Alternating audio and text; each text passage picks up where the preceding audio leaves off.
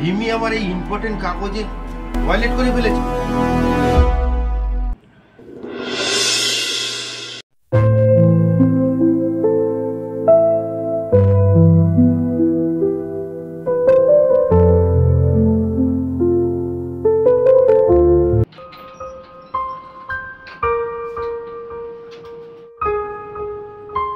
রুমকি, হ্যাঁ 9টা বাজে,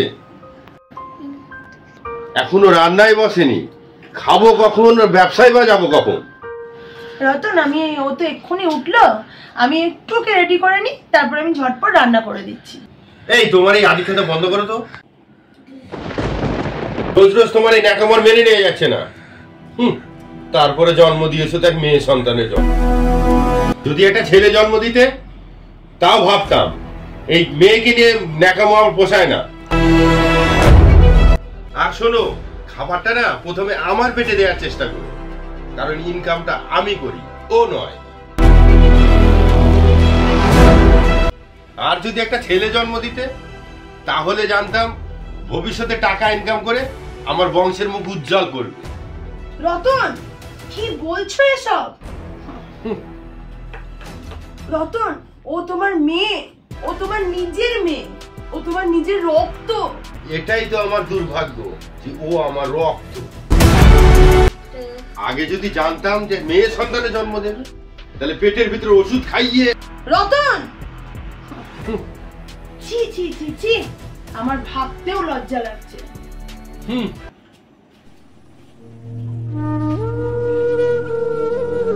কেন এই পোড়া দেশে জন্ম নিলি, যে দেশে মেয়ে সন্তানকে এখনো অভিশাপ মনে করা হয়? তোকে অনেক বড় হতে হবে, আমি তো আছি।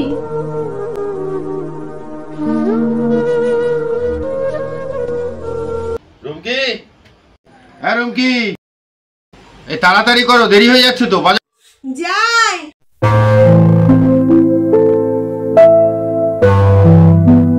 এত দেরি কেন? লিস্টটা কোথায়? বাজারে যাবো না? একে ঘুম পাড়িয়ে আসতে একটু দেরি হয়ে গেল, ঘুম পাড়িয়ে এলাম। এই নাও লিস্ট।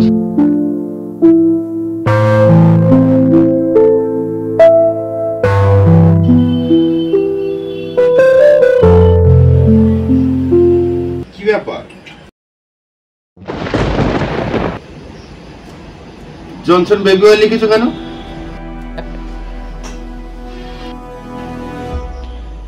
এই তো সেদিন এনে দিলাম, এর মধ্যেই ফুরিয়ে গেল। বাচ্চা মানুষ, শীতকাল পড়েছে তো একটু বেশি অয়েল মাসাজ করতে হয়েছে, তাই ফুরিয়ে গেছে। হ্যাঁ, বেশি বেশি করে তেল মাখাও আর আমার পয়সাগুলো ধ্বংস করো। মহারানী কি মাসে 2000 টাকা তেল মেখেই আমার পয়সাগুলো শেষ করবে? এই শোনো, তোমাকে একটা কথা বলে দিচ্ছি, ওর পিছনে আর এত বিলাসিতা করা যাবে না।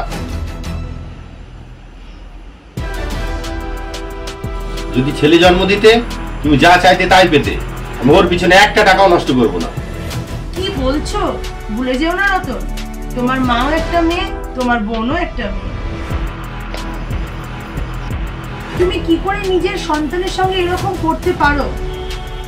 এই তোমার লেকচারবাজি বন্ধ করো তো। আমার বোন আছে বলেই আমি জানি বিয়ের সময় কতটা বাঁশ যায়।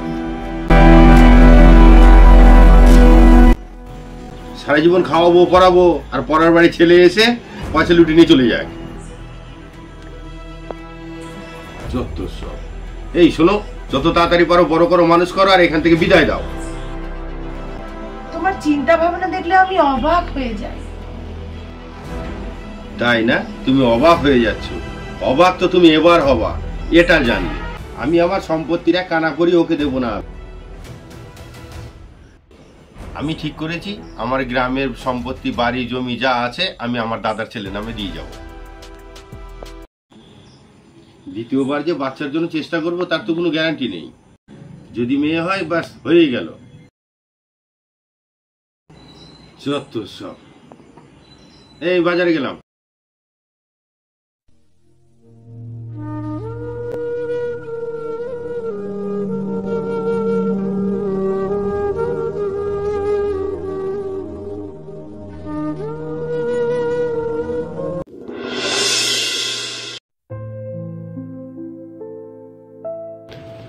আরে ভাই কোনো চাপ নিস না, লক্ষ্মী পুজোর দায়িত্বটা পুরোটাই আমার।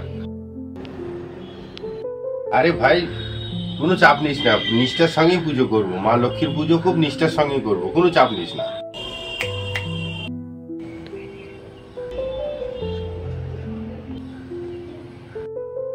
হ্যাঁ হ্যাঁ হ্যাঁ।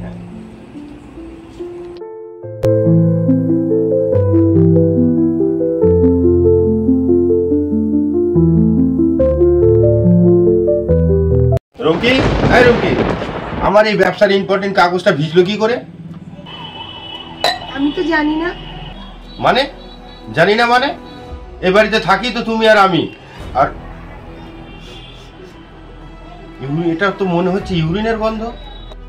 তাহলে মনে হয় রিমি, আমি মনে হয় ছোট মানুষ তো ওই জন্য হয়তো করে ফেলেছে গো। রিমি আমার এই ইম্পর্টেন্ট কাগজে টয়লেট করে ফেলেছে, আজ আমি ওকে ছুঁড়ে ফেলে দেবো। দাঁড়াও নতুন, দাঁড়াও, কোথায় যাচ্ছ? দাঁড়াও।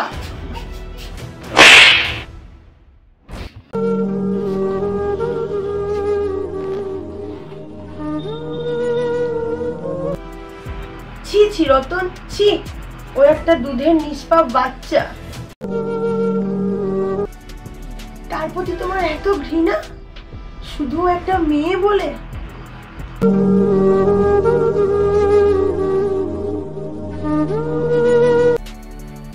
তুমি অফিসের লক্ষ্মী পুজো নিষ্ঠার সঙ্গে করতে চাও তাই না? আর নিজের ঘরের মেয়েটাকে কখনো ভালো চোখে দেখেছো? এত শিক্ষা দীক্ষার কি মানে বলো তো, যে শিক্ষায় একটা নিষ্পাপ বাচ্চার প্রতি ঘৃণা আর মাটির মূর্তির প্রতি শ্রদ্ধা তৈরি করে? তোমার শিক্ষার প্রতি আমার করুণা হয়। যে বাবা তার সন্তানের প্রতি ভেদাভেদ তৈরি করে, তার বাবা হওয়ার কোনো যোগ্যতাই নেই। কখনো ওর মায়া ভরা চোখের দিকে তাকিয়ে দেখেছো? কখনো ওর মায়া ভরা মুখের দিকে তাকিয়ে দেখেছো?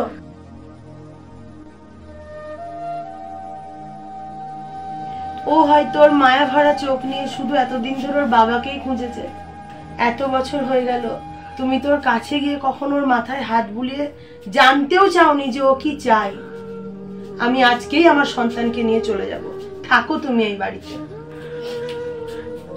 শোনো, তুমি কোথায় যাচ্ছ? আমি আমার মেয়েকে নিয়ে চলে যাব। I am sorry, I am really sorry. Please তুমি আমাকে ক্ষমা করে দাও। আমি এতদিন অন্য পৃথিবীতে বাস করতাম, প্লিজ তুমি আমাকে ক্ষমা করে দাও। তুমি আমার চোখ খুলে দিয়েছো সোনাই, প্লিজ আমাকে ক্ষমা করে দাও। প্লিজ সোনাই, আমাকে একটিবার আমার মেয়ের কাছে যেতে দাও। ঠিক আছে, যাও। দাঁড়াও রতন, তোমার কিছু সত্য জানার আছে, আমার কিছু তোমাকে বলার আছে। আজ যদি না বলি তাহলে কথা বলে হয়তো কখনো আর বলতে পারবো না। শোনো, মনে পড়ে তুমি আমার পেটে যখন আমার বেবি ছিল, তখন আমাকে শুধু বলেই যেতে যে আমার কিন্তু ছেলেই চাই, আমার কিন্তু ছেলেই চাই। মনে পড়ে দেখো।